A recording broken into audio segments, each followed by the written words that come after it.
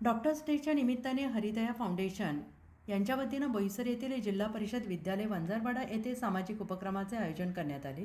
या उपक्रमाअंतर्गत इयत्ता 1 ते 5 येथील 100 विद्यार्थ्यांना शालेय उपयोगी साहित्याचे वाटप करण्यात आले। विद्यार्थ्यांना notebook, pencil, sharpener, rubber, drawing book तसेच क्रेयॉन कलरचे संच वितरित करण्यात आले। यावेळी हरिदया फाउंडेशनचे अध्यक्ष डॉक्टर राजेश हरिनाथ यादव यांनी एकल महिला आणि त्यांच्या कुटुंबियांना आजीवन मोफत औषधोपचार उपलब्ध करून देण्याचा संकल्प जाहीर केला।